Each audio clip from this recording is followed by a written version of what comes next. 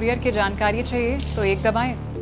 MDMA एक तरह का ड्रग्स है, इलीगल ड्रग्स है इंडिया में, और जो इसकी मात्रा है उस हिसाब से आपको पास अगर ये निकलता है तो आपको 15 साल की जेल होती है। तो उनके हिसाब से मैं ड्रग्स का रैकेट चला रही हूँ और वो मुझसे लगातार कह रहे थे बिना मेरी बात सुने हुए कि आप ड्रग्स बेचती हैं, आप ड्रग्स लेती हैं। ये पूरा कॉल 2 घंटे चला है कि मैं सोच रही थी कि अब ऐसा है खुद को ही ख़त्म कर लेते हैं, क्योंकि ड्रग्स केसेस में तो कोई बाहर आता नहीं है।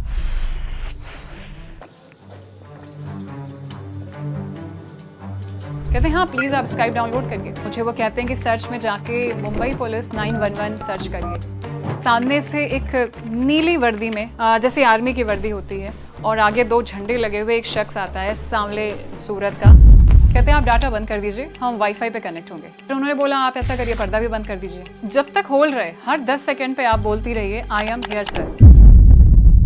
कार्रवाई शुरू करिए, इनके नाम एक अरेस्ट वारंट ऑलरेडी से है।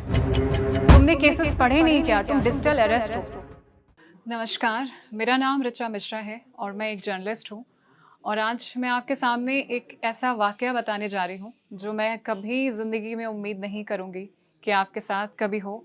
इसलिए इसे आप बहुत गौर से सुनिएगा और हो सके तो इस पे ज़रूर अमल करिएगा। इसमें ऐसे बहुत सारे पॉइंट हैं जो आपको अपनी ज़िंदगी में लाने चाहिए, या मुझसे गलती हुई या कराई गई वो आपको इस पूरी कहानी, इस वाक़ये को सुन के समझ आएगा। 5 अक्टूबर दोपहर 12:15 एक फ़ोन कॉल आती है और उसे मैंने उठाया क्योंकि आप शनिवार का दिन था, आप अपने ऑफिस के सारे काम को ख़त्म करके एक आलसी सा दिन आप बिता रहे होते हैं।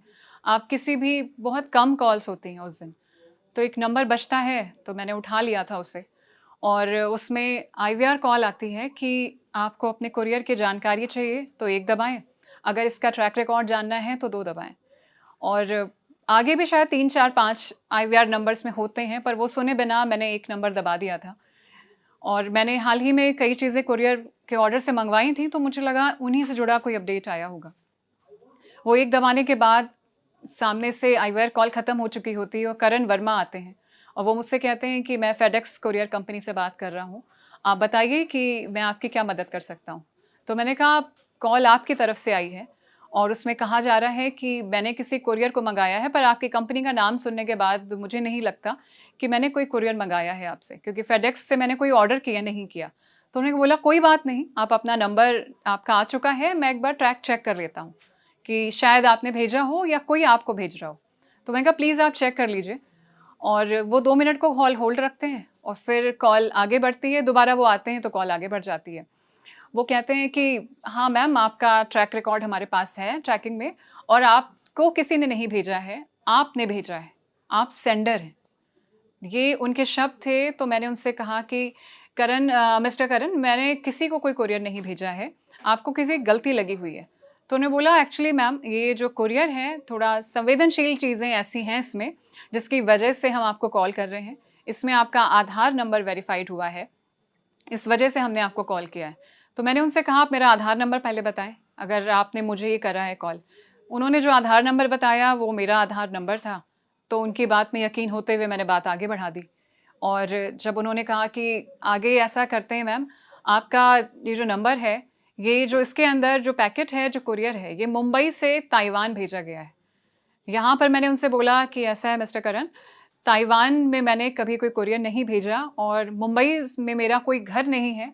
उन्होंने बोला नहीं, इसमें आपका एड्रेस भी मेंशन है मुंबई का, और इसमें जिसको भेज रहे हैं ताइवान का वो शख्स है, उसका नाम है, उसको आपने क्या क्या भेजा है, वो सारी चीज़ें हैं। वहाँ मेरी आवाज़ काफ़ी तीखी थी और मैंने उनसे बोला आपकी फ़िज़ूल की बात अगर ख़त्म हो गई हो तो मैं रख दूँ, ना मुझे मुंबई का पता है, ना मैंने कोई ताइवान भेजा है, और ताइवान में कभी गई नहीं, मेरा कोई लेना देना भी नहीं है। उन्होंने बोला मैं आपकी आवाज़ से समझ चुका हूँ, शायद आपके आधार कार्ड को गलत इस्तेमाल किया गया है और ऐसे केसेस कई बार आते हैं। तो मैंने उनसे बोला केसेस आते होंगे, आपका काम हो गया तो मैं फ़ोन रख देती हूँ। तो उन्होंने मुझे फिर वहीं रोका। उन्होंने बोला आप इस बात को इस तरह समझिए कि अगर आपकी कार से कोई एक्सीडेंट होता है, आप उस दिन उस कार को नहीं चला रहे हैं, लेकिन रजिस्ट्रेशन नंबर पे और रजिस्टर्ड आईडी पे आपका नाम होता है क्योंकि कार आपके नाम होती है, तो पुलिस सबसे पहले आप ही को तो फ़ोन करेगी। ठीक उसी तरह इस कुरियर के साथ आपका आधार नंबर है, वहाँ ही हमें आपका फ़ोन नंबर मिला है और इसलिए हम आपको कॉल कर रहे हैं। तो मैंने कहा अच्छा फिर आप बताइए अब क्या करूँ मैं। यहाँ पर भी मुझे यही था कि ठीक है बताओ क्या करना है, वो आप हल्के में पूछ रहे होते हैं सामने वाले से। तो उन्होंने बोला कि करना कोई नहीं मैम, एक बीप बजेगा और उसके बाद आप मुझे बता दीजिएगा कि आप बोल दीजिएगा जैसे आपने मुझे थोड़ी देर पहले बोला कि इस कुरियर से आपका कोई लेना देना नहीं है, और बीप खत्म होगी, आपका स्टेटमेंट हम रिकॉर्ड कर लेंगे फ्यूचर के लिए और इस ऑर्डर को कैंसिल कर देंगे। तो मैंने कहा ठीक है, बहुत अच्छी बात है। कहने लगे लेकिन आपको ना यही चीज़ मुंबई पुलिस को भी रिकॉर्ड करानी होगी, क्योंकि इसमें ऐसे कई चीज़ें हैं जो सीज़ की गई हैं मुंबई एयरपोर्ट पर। वहाँ पे मैंने उनसे पूछा आखिर ऐसा कुरियर में आपको क्या मिल गया है और मैं मुंबई पुलिस से क्यों बात करूँ, और मुझे मुंबई पुलिस का कोई नंबर नहीं पता है। तो उन्होंने बोला आपको पता करने की ज़रूरत नहीं है, हम आपको मुंबई पुलिस की ओर कॉल ट्रांसफ़र कराएँगे। तो मैंने कहा ठीक है, आप ट्रांसफ़र करा रहे हैं, तो उन्होंने बोला पहले आप लिख लीजिए, आप सारी चीज़ें, क्योंकि मुंबई पुलिस भी आपसे पूछेगी। पहले उन्होंने मेरा रिकॉर्ड कराया स्टेटमेंट, तो मुझे लगा बात ख़त्म हो गई फेडेक्स की ओर। फिर उन्होंने मुझे सारी डिटेल लिखवाई, जिसमें उन्होंने प्रोजेक्ट के नाम लिखवाए, 3 क्रेडिट कार्ड हैं, 2 पासपोर्ट हैं और 4 किलो कपड़े हैं, 1 एचपी का लैपटॉप है और उसमें 200 ग्राम एमडीएमए है। जब उन्होंने ये बोला तो मैंने समझ नहीं आया, मैंने कहा एमडीएमए होता क्या है? तो उन्होंने बोला यही मैम उस कुरियर की सबसे बड़ी दिक्कत हो रखी है। एमडीएमए एक तरह का ड्रग्स है, इल्लीगल ड्रग्स है इंडिया में, और जो इसकी मात्रा है उस हिसाब से आपको पास अगर ये निकलता है तो आपको 15 साल की जेल होती है। तो इसलिए मैं आपसे कह रहा हूँ आप प्लीज़ मुंबई पुलिस को अपना स्टेटमेंट रिकॉर्ड करवा दीजिए और हम आपको कॉल ट्रांसफ़र कर देते हैं, आपको फ्यूचर में कोई दिक्कत नहीं होगी, क्योंकि आपका आधार इससे लिंक है और इसमें मेंशन है। तो मैंने कहा ठीक है, आप ट्रांसफ़र कर दीजिए, मुझे कोई दिक्कत नहीं है। उन्होंने उसी कॉल पे आगे ट्रांसफ़र कर दी और उधर से कंट्रोल रूम जैसी आवाज़ आती है। वो अपने आप को मुंबई पुलिस बताते हुए विनय कुमार चौधरी, ये उनका नाम था जो उन्होंने मुझे बताया, और वो कहते हैं कि ये बताइए। तो मैंने उनसे बोला सर मैंने आपको सिर्फ़ फेडेक्स के कहने पे कॉल करा है और ये कॉल ट्रांसफ़र हुई है। उन्होंने ही आपको कॉल ट्रांसफ़र किया है, आप चाहे तो फेडेक्स वालों से बात कर सकते हैं। उनका कहना है कि मेरे आधार नंबर को गलत इस्तेमाल किया जा रहा है। जो आधार नंबर उन्होंने मुझे बताया है उसमें कोई ड्रग्स है, कपड़े हैं, लैपटॉप है और ताइवान का कोई शख्स है जिसे मैं मुंबई से ये कुरियर भेज रही हूँ। तो मैंने कहा मेरा इससे कोई लेना-देना नहीं है, मैं ताइवान में किसी को जानती नहीं हूँ, और यहाँ मेरा लहज़ा, जो आवाज़ एक कुरियर वाले शख्स के साथ मैं बड़े तीखे से बात कर रही थी, यहाँ एक वैसे ही थी जैसे कि आप पुलिस वालों से आप बड़ी रिस्पेक्ट में बात करते हैं और अब मदद की गुहार टाइप लगा रहे होते हैं। मेरी आवाज़ बदल चुकी थी। तो मैंने कहा सर प्लीज़ आप मेरी हेल्प करें और मेरा स्टेटमेंट रिकॉर्ड करें जिससे मुझे आगे फ्यूचर में दिक्कत नहीं हो। क्योंकि वो जो बता रहे हैं ना ड्रग्स, वो काफ़ी सीरियस मैटर तो मुझे भी लग रहा है। तो उन्होंने बोला ठीक है, हम अब एक बार आपका आधार आपका हम भी ट्रैक में चेक कर लेते हैं और उसके बाद आपका फ़ोन आप होल्ड रखिए। यहाँ तक तो विनय कुमार चौधरी की आवाज़ बिल्कुल ठीक थी, वो भी मुझसे बहुत पोलाइट थे, मुझे भी लगा पुलिस वाले सपोर्ट कर रहे हैं। लेकिन वो जो होल्ड के बाद वापस आते हैं, उसके बाद उनके हिसाब से मैं ड्रग्स का रैकेट चला रही हूँ, उसके हिसाब से मैं क्रिमिनल हूँ और मैं झूठ बोल रही हूँ, मुझ पे कोई क्यों यकीन करेगा? और वो ठीक वैसे ही चार्जेज़ लगा रहे थे, वो उसी लैंग्वेज में बात कर रहे हैं जैसे कि आपने किसी क्रिमिनल को पकड़ लिया हो, बस आपका उसको मारना-पीटना रह गया हो और आप उसके साथ वो सारी चीज़ें कर रहे हैं। वो वैसे ही उतने ही गंदे आरोप लगा रहे थे और वो मुझसे लगातार कह रहे थे बिना मेरी बात सुने हुए कि आप ड्रग्स बेचती हैं, आप ड्रग्स लेती हैं, आपका आधार है, अभी हमने अपने अलग-अलग डिपार्टमेंट्स में इस आधार को भेजा है, अभी हमें आपका पूरा ट्रैक रिकॉर्ड चेक करना होगा, आपका क्रिमिनल रिकॉर्ड क्या है? तो मैंने उनको बोला भी मेरा सर कोई क्रिमिनल रिकॉर्ड नहीं है, मैं एक ही बहुत ही रेप्यूटेटेड संस्थान में काम करती हूँ और मैं कई सालों से वहाँ काम कर रही हूँ, आप जाके मेरा ट्रैक रिकॉर्ड वहाँ से चेक कर सकते हैं। तो उन्होंने बोला वो सब तो हम आपका वेरीफाई कर लेंगे, हमारे पास वैसे भी आपकी बहुत सारी चीज़ें आपकी चीज़ें निकल के आ गई हैं और आप ऐसा करिए अपना स्टेटमेंट, और उन्होंने मुझे लगातार डाँटना शुरू किया। तो मैंने कहा कि सर मैं बस इतना कर सकती हूँ कि अगर आपको लगता है, मैं मानती हूँ आप मेरा क्यों यकीन करेंगे कि मैं ड्रग्स लेती हूँ या बेचती हूँ। सीधी-सी बात है, आप मेरे टेस्ट कराएँगे और मैं आपके इस जाँच में आप मुझे बताइए, मैं मुंबई आ जाती हूँ या आप नोएडा पुलिस या जिससे भी बताइए, मैं वहाँ आके अपनी सारे इस जाँच में सपोर्ट कर सकती हूँ। तो उन्होंने सीधा मुझे बोला कि आप ऐसा करिए, आप कॉल थोड़ा आपका जो रिकॉर्ड स्टेटमेंट रिकॉर्ड होगा, ये वो कन्विंस हो पाए थे क्योंकि वो कुरियर कॉल चल रही थी। ये तकरीबन जो समय था ये 30 मिनट हो चुका था और यहाँ पर मुझे ये लग रहा था, मैं कन्विंस हो चुकी थी कि मेरा आधार कार्ड मिसयूज़ हो गया है और मैंने शायद उसको, ये ठीक वैसा होता है ना जैसे आपका कभी, जो मैं आपको अपनी अंदर की स्थिति बता रही हूँ, क्योंकि आप भी शायद इसमें ना फँसें, कि जैसे आपका कभी वॉलेट खो जाए, मेरा भी खोया था। उन्होंने मुझसे बोला भी, जो विनय कुमार चौधरी ने, कि आपका कभी वॉलेट खोया है? मैंने कहा हाँ, 2 साल पहले खोया था, वो भी दिल्ली मेट्रो में खोया था। कल के फिर क्या किया था? मैंने कहा एफआईआर कराई थी मैंने। कहते क्या मिल गया था? मैं कहा नहीं। मैंने उनको वहाँ पे भी जवाब दिया। मैं कहा सर ऐसे वॉलेट कभी मिलते नहीं हैं, बस हम इसलिए एफआईआर कराते हैं कि जिससे जो उसमें चीज़ें हैं, आपके क्रेडिट कार्ड्स, आपके वोटर आईडी, आपका आधार, उसका मिसयूज़ ना हो, कभी हो तो हम बता सकें कि हमने पहले पुलिस को इसकी इत्तला कर दी थी। तो सेम वही चीज़, कहने लगे बस आपको वही करना है, आप इतनी परेशान क्यों हो रही हैं? जब इतना बड़ा रैकेट चला रही हैं आप, तो फिर कोई सोच समझ के चला रही होंगी। तो मैंने उनको सीधा बोला, मैं कहा सर आप 2 मिनट पहले तो मुझे लगा आप मेरा स्टेटमेंट लिखना चाहते हैं, आप मुझ पे खुद ही अगर मान के बैठे हैं तो आप मेरी जाँच क्या करेंगे? तो उन्होंने फिर मुझे वहाँ चुप कराया और वो बहुत ही गंदी भाषा में आपसे बात करते हैं, जो मैं शायद रिपीट भी नहीं कर पाऊँगी। तो मैंने बोला सर, मैं परेशान हो चुकी हूँ, आप ऐसा करिए मेरा स्टेटमेंट रिकॉर्ड कर लीजिए और बात यहाँ ख़त्म करिए, बाकी जो आगे आपको जाँच के लिए मुझे बुलाना है, मुझे बुला सकते हैं। उन्होंने बोला हम इस स्टेटमेंट को वीडियो कॉल पे रिकॉर्ड करेंगे और तो मैंने कहा सर बताइए मैं क्या ज़ूम ऑन करूँ? हमारी ऑफ़िस की मीटिंग ज़ूम पर होती हैं तो मुझे वही पता था। तो उन्होंने बोला नहीं, हम स्काइप पे डाउनलोड इससे करेंगे। तो मैंने बोला मेरे फ़ोन में स्काइप नहीं है। तो उन्होंने बोला वो हम सिखा देंगे आपको। तो मैंने कहा आप हमें स्काइप चलाना सिखाएँगे, स्काइप डाउनलोड करूँ? कहते हैं हाँ, प्लीज़ आप स्काइप डाउनलोड करिए। आप अपने ऑफ़िस जाती हैं और इस शिफ्ट में जाती हैं, आपको ये भी नहीं पता। वो बात थोड़ी हैरान करने वाली थी कि मैं किस शिफ्ट में ऑफ़िस आती हूँ, उन्हें पता था। फिर उसके बाद उन्होंने वो व्हीकल भी बता दिया जिससे मैं ट्रैवल करती हूँ, ऑफ़िस आती हूँ, घर जाती हूँ। वो तो मुझे लगा कि शायद ये पुलिस वाले हैं या इनके पास मेरी इतनी सारी जानकारी है, क्योंकि हमें लगता है कि पुलिस वालों को क्योंकि वो सारी चीज़ें पता होती हैं, वो तो सब ट्रैक कर सकते हैं। वहाँ मैंने उनसे क्रॉस क्वेश्चन भी नहीं किए क्योंकि वो जितना चिल्ला चुके थे, मेरी हालत भी नहीं बची थी मैं उनसे क्रॉस क्वेश्चन करूँ। फिर मैंने स्काइप डाउनलोड किया और मैं आपको बोलूँगी यहाँ पे कि कोई भी पुलिस आपसे स्काइप पे कभी स्टेटमेंट रिकॉर्ड नहीं करती, आप ये गलती मत करिएगा। मैंने ये की है और उसके बाद स्काइप डाउनलोड होता है और स्काइप डाउनलोड होने के बाद मुझे वो कहते हैं कि सर्च में जाके मुंबई पुलिस 911 सर्च करिए। यहाँ मैंने उनसे एक सवाल किया था, मैं कहा सर 911 ये इंडिया में कब से इस्तेमाल होने लग गया? तो उन्होंने बोला आप अपना काम करिए, वैसे भी आपके रैकेट काफ़ी लंबे हैं और आपकी काफ़ी जानकारियाँ अदर डिपार्टमेंट से भी आ रही हैं। तो वहाँ मैं पीछे हो जाती हूँ कि नहीं सर आप जो बताएं वही सही है। और वहाँ मुंबई पुलिस 911 सर्च करने पे जैसे कि आप फेसबुक पे सर्च करते हैं ना, एक कॉमन नेम डालिए तो 10 आईडीज़ आती हैं। वहाँ पे हम ढूंढने लग जाते हैं असली वाली कौन है, कौन सा वाला है। इसी तरह सब में होता है। ट्विटर पे भी अगर आप मुंबई पुलिस डालें ना तो एटलीस्ट 10 आईडीज़ आएंगी।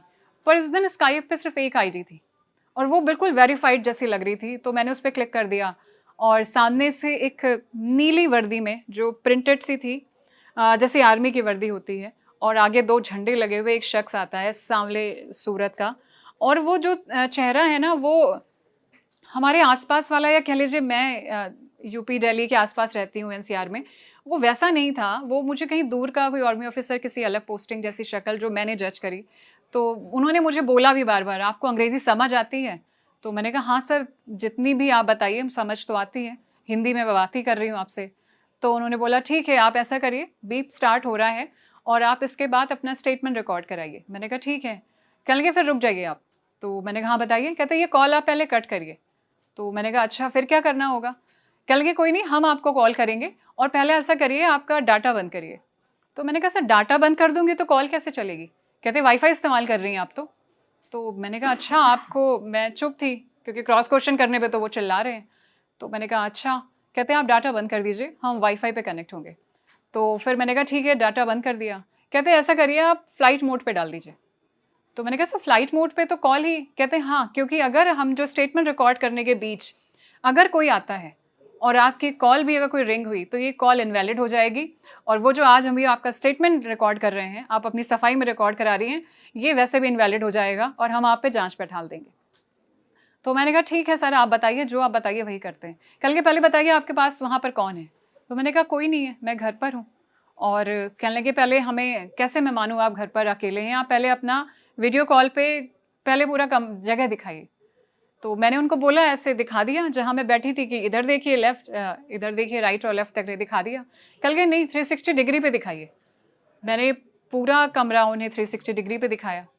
फिर उन्होंने एक दरवाज़ा नोट करा, कहने लगे ये डोर खुला हुआ है।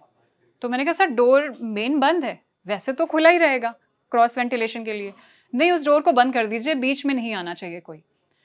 तो मैंने कहा ठीक है मैं बंद कर देती हूँ। फिर उन्होंने बोला आप ऐसा करिए पर्दा भी बंद कर दीजिए। तो मैंने कहा ठीक है सर मैं पर्दा भी बंद कर देती हूँ। कहने लगे फिर से पूरा कमरा दिखाइए। मैंने कहा ठीक है। कहने लगे 2 मिनट के लिए कॉल होल्ड करिए, मैं इसे अपने सीनियर के पास ले जा रहा हूँ और थोड़ी देर के लिए वीडियो कॉल, ये मेरा चेहरा बंद हो जाएगा, लेकिन आप जब तक होल्ड रहे हर 10 सेकंड पे आप बोलती रहिए आई एम हियर सर। तो मैंने कहा सर हर 10 सेकंड पे? कहते हैं हाँ, ऊपर ध्यान दीजिए एक टाइमर चलता रहता है स्काइप पे, आप उसको काउंट करते रहिए और बोलते रहिए, और अगर आपने नहीं बोला तो ये कॉल भी इनवैलिड मानी जाएगी और मैं मान लूँगा कि आपने किसी तीसरे को बुला लिया है अपने आसपास। तो मैंने कहा ठीक है, मैं वो काउंट करती गई, शायद 10 क्या मैं 9 सेकंड पे ही I am here sir 2 minute तक बोलती रही। वो फिर वापस आते हैं और फिर एक कंट्रोल रूम से पीछे से आवाज़ आती है कि ऐसा है इस आधार कार्ड से बाकी चीज़ें भी निकल आ गई हैं और आप इसमें कार्रवाई शुरू करिए, इनके नाम एक अरेस्ट वारंट ऑलरेडी से है।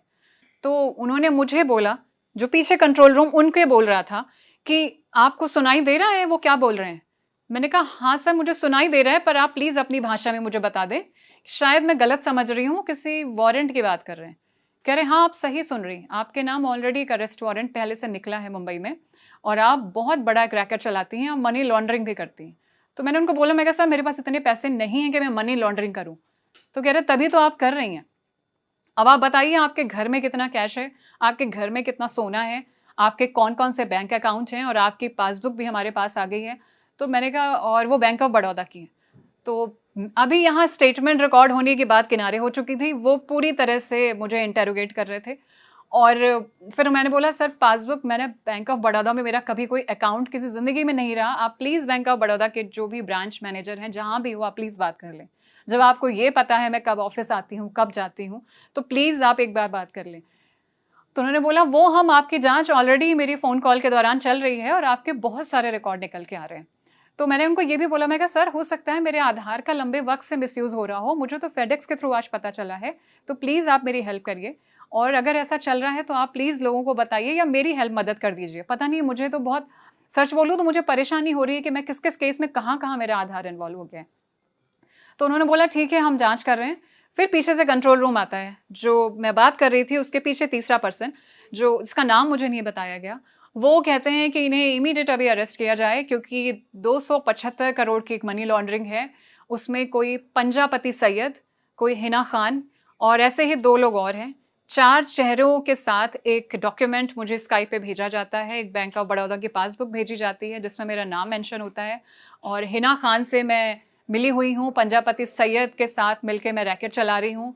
वो प्रॉपर मुझे टॉर्चर करते हुए ये इस हद तक कबूल करवा रहे थे कि आपका इन लोगों के साथ मिलके पूरा एक गेम चल रहा है, आपका आधार आपने अपनी मर्ज़ी से दिया है और आप मुंबई आती जाती हैं। तो मैंने उनको ये भी बोला प्लीज़ आप मेरे सारे ट्रैवल रिकॉर्ड चेक कर लीजिए।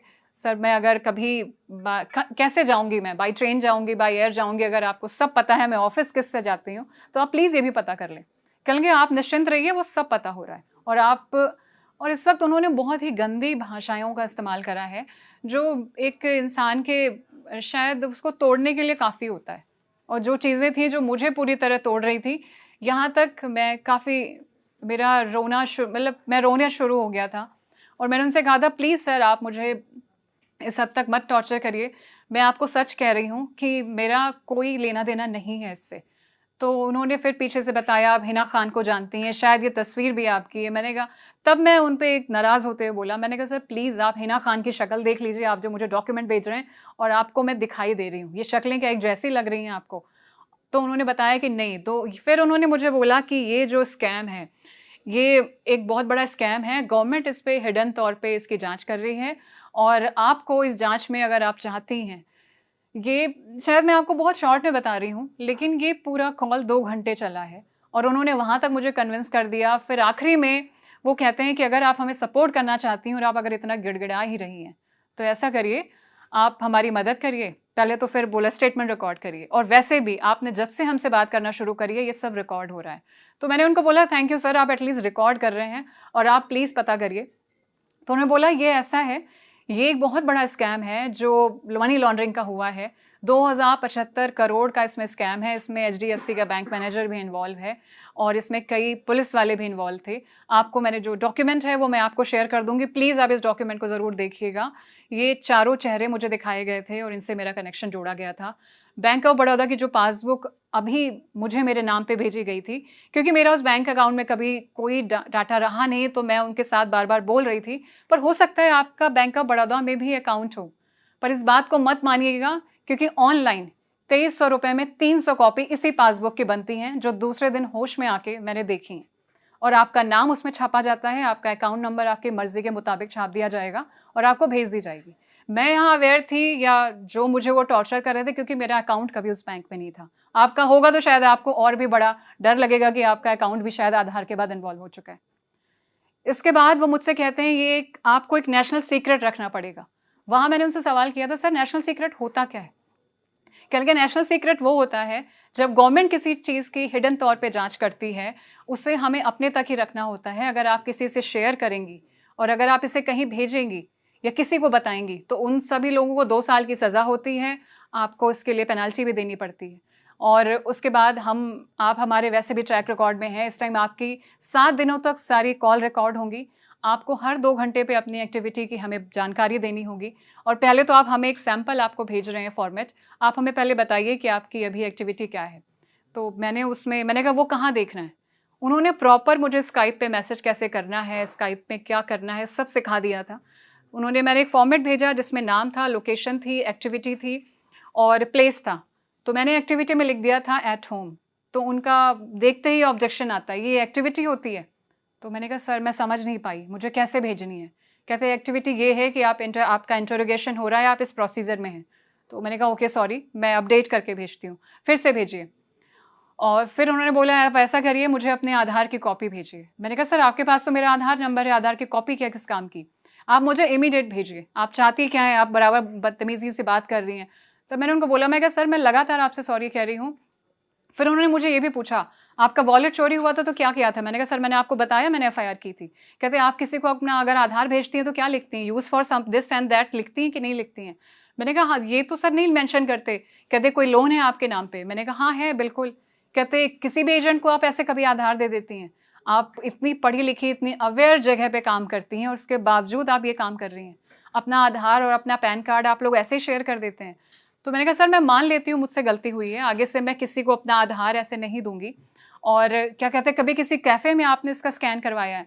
मैंने कहा हाँ सर प्रिंट आउट तो मैंने लिया है, और हम लाइफ में हाँ शायद हर कोई लेता है। कहते उस कैफ़े आप जब वो प्रिंट आउट ले रही थी तो आप अकेली थी या कैफ़े वाला आपके सामने ले रहा था? मैंने कहा हाँ कैफ़े वाले ने सामने ही लिया था प्रिंट आउट।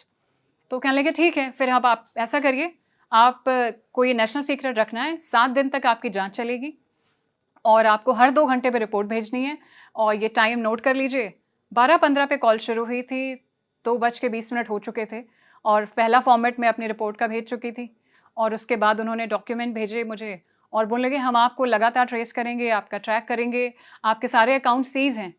तो मैंने उनसे तब बोला, मैंने कहा सर कल मुझे ऑफ़िस जाना होगा और मुझे पैसों की ज़रूरत तो पड़ेगी, आप मेरे अकाउंट प्लीज़ मत सीज़ करिए। कहने लगे हमें पता है आपके पूरे दिन का खर्चा कितना होता है, तो ऐसा करिए आपको सिर्फ 5,000 रुपये निकालने की आपको हम परमिशन देते हैं, इससे बड़ा अमाउंट आप नहीं निकाल सकते। और अगर आप 5 रुपये भी खर्च करते हैं और ये सारे ट्रांजैक्शन आपको डिजिटल करने हैं और इनके सबके स्क्रीनशॉट हमें स्काइप के मैसेज पे भेजने हैं। तो मैंने उनको बता दिया, मैं कहा ठीक है सर मैं भेज दूँगी, आप बता दीजिए और क्या करना है। इसके बाद हम आपको अगर मुंबई बुलाना होगा, और वैसे भी उन्होंने बोला मिस ऋचा आपके बहुत सारे रिकॉर्ड बहुत ख़राब हैं और ये पंजापति सैयद का जो ये मनी लॉन्ड्रिंग केस है ये बहुत ही बुरा है और इसके अंदर बहुत बड़े बड़े लोग हैं, और मैं आपसे बहुत पोलाइट भाषा में बता रही हूँ, उनके हिसाब से मैं क्रिमिनल थी और मुझे 7 दिन तक अपनी इंटरोगेशन में उनके साथ शामिल होना था। मैं पूरी तरह से एक तरह से शायद उतनी ज़्यादा ख़त्म हो चुकी थी, मैं रो भी चुकी थी, मैं गिल्ट में जा चुकी थी कि मैंने अपना आधार दिया है, मैंने अपनी गलती कर दी है। 2 घंटे बाद वो मुझसे कहते हैं आप इस कॉल को अब रख दीजिए। तो मैंने कहा सर मैं रख दूँ? कहते हैं हाँ प्लीज़ रख दीजिए अब आप।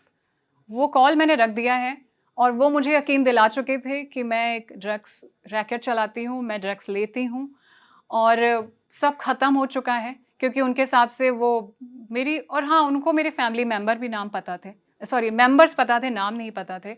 उन्हें मेरे जितनी जानकारियाँ थी, तो उन्होंने बोला अगर आप ये नहीं करेंगे तो हम खुद ही इन बातों को बाहर लीक कर देंगे या बता देंगे लोगों को।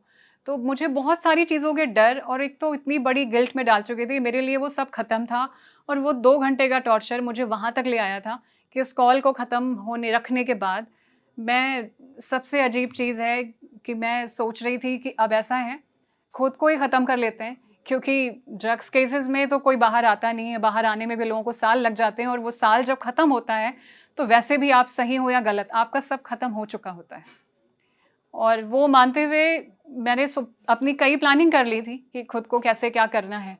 फिर मैंने सोचा कि मेरे माँ-बाप पीछे बचेंगे, एटलीस्ट मेरे माँ-बाप को ये पता हो कि आखिर ये सब क्यों हुआ। तो उस क्लोज़र के लिए मैंने एक कागज़ में ये सब लिखा और उस कागज़ में पहली लाइन लिखी थी कि चुप रह के इसे पढ़ना, क्योंकि मैंने अपने एक रिलेटिव को व्हाट्सएप पे वीडियो कॉल किया और उनको ये कागज़ दिखाया था। मुझे इस उससे दिखाया था कि वो एटलीस्ट इस कागज़ को किसी को दिखा दें, जब मेरे माँ-बाप को पता चले तो वो बता दें कि मेरे साथ क्या हुआ था। तो वो बहुत हैरान थे उस तरफ और बहुत ही शॉक्ड थे। उन्होंने मुझसे इशारे में पूछा कि ये कौन भेज रहा है? कौन किसने किया कॉल? तो मैंने वो कॉल काट दी और ये सोचते हुए कि लंबी कॉल रिकॉर्ड्स होती हैं, शॉर्ट पीरियड नहीं रिकॉर्ड होता। और मैंने उनको दोबारा कॉल करके उसमें नाम लिखा कि फेडेक्स से कॉल आया था और ऐसा-ऐसा हुआ था उसमें। उन्होंने मुझे मेरा कॉल कट करके मुझे ऑडियो कॉल किया और मुझे बहुत तेज़ चीखते हुए बोला, "ये तुम पूरी तरह से फँस चुकी हो, ये क्या बेवकूफ़ी कर रही हो, ये क्या बता रही हो? तुम्हें किसी ने किडनैप तो नहीं किया है?" क्योंकि मैं वीडियो कॉल में भी उनको रोते हुए दिख रही थी। मैंने बोला, "नहीं, मुझे किडनैप नहीं किया है, लेकिन आप प्लीज़ चुप रहिएगा, आप भी फँस जाएँगे, ये नेशनल सीक्रेट होता है, ये वो होता है, वो होता है।" तो उन्होंने बोला कि मुझे अपना हाल देखो पहले, तुम किस ज़ोन में बात कर रही हो क्या गया है? और ये सारी चीज़ें छोड़ो, साइबर क्राइम में फ़ोन करो, अपने ऑफ़िस में बताओ क्राइम वालों को और वो कोई हेल्प करेंगे और सब बंद करो, ये सब कोई नहीं है, ये पूरा स्कैम है। मैं उनको यकीन दिलाती गई और मैंने फ़ोन काट दिया क्योंकि उन्होंने कहा था सब रिकॉर्ड हो रहा है। और फिर मैंने अपने ऑफ़िस में अपने एडिटर को कॉल किया, ये सोचकर कि दुनिया तो ख़त्म है, मुझे कोई ऑफ़िस से ऐसे एम्प्लॉयी को क्यों रखेगा। और मैं बस उनको सफाई दे रही थी फ़ोन पे कि सर मैंने कभी ड्रग्स नहीं ली, मैं स्मोक नहीं करती, लेकिन ब्लड टेस्ट आने में, ड्रग्स केसेस से बाहर आने में बहुत वक़्त लग जाता है। और प्लीज़ आप इस बात को समझिएगा और आप ये बात नाम कहीं मत लीजिएगा वरना आप भी फँस जाएँगे। उन्होंने मुझे पहले तो हँसे वो मुझ पे, फिर उन्होंने वो समझ चुके थे मेरी जो आवाज़ थी, कहने लगे दिमाग ख़राब हो चुका है तुम्हारा, ये क्या बातें कर रही हो? तुम एक ट्रैप में हो, तुम एक स्कैम में हो। ये लोग लगातार ऐसे फ़ोन करते हैं और अभी तुम्हारे सामने तो ये वकील लेके आएँगे। ये पूरी तुम्हारी ऑनलाइन पेशी होती है। तुमने केसेस पढ़े नहीं क्या? तुम डिजिटल अरेस्ट हो।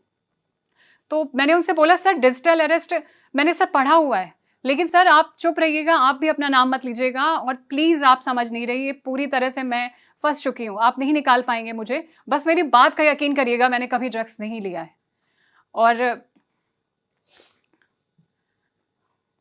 और इसी तरह के उन्होंने मुझे जब उन्होंने एक लाइन बोली थी मुझे कि तुम पागल हो गई हो क्या? तो मुझे उस वक़्त बहुत अजीब लगा था क्योंकि कभी आपके ऑफ़िस में इस तरह के वर्ड इस्तेमाल नहीं होते। तो मैंने उनको तब मैंने बोला, मैंने कहा 1 मिनट मेरे दिमाग में एकदम से गया कि ये मुझे पागल कैसे कह सकते हैं? क्योंकि आप अपने घरों में अपने भाई-बहन से सुनते हैं। आप ये चीज़ें ऑफ़िस में नहीं सुनते अपने बॉसेस से वो। वो शायद एक शब्द था जिसने मेरा पूरा ट्रैप तोड़ा था और मैंने उनको बोला, मैंने कहा सर हाँ, ये तो एक ट्रैप था। इस कमरे में तो कोई नहीं है। यहाँ तो कोई तार नहीं बिछे हैं। यहाँ तो वो लोग नहीं हैं जो मुझे दिख रहे थे। तो कहने लगे कहीं कोई कभी नहीं था। तुम पूरी तरह से एक जाल में हो और ये फँसाया जाता है। ये तो बहुत आसानी सी चीज़ है। तुमने फ़ोन कैसे उठा लिया? तो मैंने भी उनको बताया, मैं कहा सर एक कॉल आया था फ्लिपकार्ट से ऐसा-ऐसा था और ये वो फेडेक्स बोल रहे थे, मैंने मना किया। पूरी कहानी सुनाई, उन्होंने बोला पानी पियो, आराम से आओ, मैं तुम्हारी दहशत तुम्हारी आवाज़ से समझ रहा हूँ। प्लीज़ रिचा कोई गलत काम मत करना, ज़िंदगी कोई ख़त्म नहीं है और मैं तुम्हें सालों से जानता हूँ। तुम ड्रग्स क्या मुझे भी पता है तुम स्मोक तक नहीं करती। तो मैं आप लोगों को इसलिए बता रही हूँ कि बड़ी कॉमन चीज़ है आजकल के जेन ज़ीज़ में, मतलब सब में, कि आप कभी-कभी अल्कोहल या बहुत सी चीज़ें लेते हैं। अगर आपने ली भी हो ना और आपसे कोई बोले आप ड्रग्स रैकेट चलाते हैं, तो प्लीज़ यकीन मत करिएगा, क्योंकि कई बार हमारे बहुत छोटी-छोटी चीज़ें होते हैं जो फैमिली से हम छुपाते हैं। मेरे पास ऐसी कोई चीज़ नहीं थी, मैं उसके बाद भी यकीन कर रही थी। तो एटलीस्ट अगर आपने कभी की भी हो ना, तो आप रैकेट नहीं चला रहे होते। वो आपको इस हद तक यकीन दिलाते हैं और ये बहुत ही ज़्यादा अजीब चीज़ें हैं, जो मैं कहूँगी उसके बाद वो ख़त्म हुआ है और मुझ में काफ़ी अवेयरनेस थी उस कॉल के बाद। मैंने खुद को शांत किया है, मैंने अपने घर सबसे पहले फ़ोन किया है, क्योंकि मुझे जो पहली अकल आई थी, दिमाग आया कि मेरा 2 घंटे की कॉल में मेरा एआई क्लोन तो 12 मिनट लगते हैं बनाने में, मेरा बन चुका होगा। अब शायद मेरे माँ-बाप को बोला जाए कि मैं कहीं फँस गई हूँ, मेरा कोई गलत काम हो गया है, पैसे दे दो, मैं मर गई हूँ। मैंने अपनी माँ को सीधा कॉल किया और यही बोला कि मेरे मरने की भी खबर आए ना, कोई बोले अगर, तो प्लीज़ एक बार क्रॉस चेक मेरे ऑफ़िस कर लेना, मुझसे कर लेना, मेरी सिस्टर से कर लेना। किसी को पैसे मत देना और कभी पैनिक मत होना, क्योंकि थोड़े दिन पहले मैंने भी ये खबर पढ़ी थी, एक टीचर मदर को फ़ोन जाता है कि उसकी बेटी सेक्स रैकेट में फँस गई है। वो अपनी बेटी के बारे में समझती, उसके पहले वो हार्ट अटैक से मर गई थी। मुझे अकेला यही डर था कि, और उसके बाद ये चीज़ें समझ आईं। मैं रात को सो तो नहीं पाई आराम से, लेकिन ये दिन बीत गया। संडे का दिन होता है और ठीक 12 बजे फिर से कॉल आती है और फिर से करण वर्मा सामने आते हैं और वो मुझसे कहते हैं कि मुंबई पुलिस से आपको क्लैरिफिकेशन नोट मिल गया है, तो प्लीज़ हमें भेज दें। यहाँ पर मैं काफ़ी अवेयर थी और मैंने करण वर्मा से बोला कि सर, आपने मेरी बहुत मदद करी, मैं बहुत परेशान हूँ, लेकिन आपका जो ये नंबर है ना, ये लगता नहीं है, तो प्लीज़ आप मुझे कोई ऐसा नंबर बता दीजिए जिस पे मैं कॉल कर सकूँ। तो उन्होंने बोला, हाँ, मैं आपको अपना पर्सनल नंबर व्हाट्सएप करता हूँ, मुझे मुंबई पुलिस का नोट ज़रूर भेज दीजिए, क्योंकि मैम ये बहुत सीरियस मैटर है। मैंने कहा, हाँ सर, मैं बिल्कुल समझ रही हूँ, आप प्लीज़ मेरी मदद करिएगा, मुंबई पुलिस कल मुझे ये नोट भेज देगी। ये कह के उनका कॉल कट हो जाता है और आज काफ़ी वक्त हो गया है, कोई कॉल तो नहीं आया, लेकिन मैं आपसे रिक्वेस्ट करूँगी, पता नहीं मैंने गलतियाँ की या मुझसे करा ली गई, आप ऐसा मत करिए। और ऐसे बहुत सारे ट्रैप हैं और जिसमें लोगों की जानें जा रही हैं। 4 दिन पहले किसी कर्नल को भी इसी में फंसाया गया, एक औरत 5 दिन डिजिटल अरेस्ट होकर उसकी मौत हो चुकी है, क्योंकि ये आपको उस हद तक टॉर्चर करते हैं कि आप सुसाइड करने के करीब पहुंच जाते हैं। तो प्लीज़ इस पे ध्यान दें और ऐसा ना करें।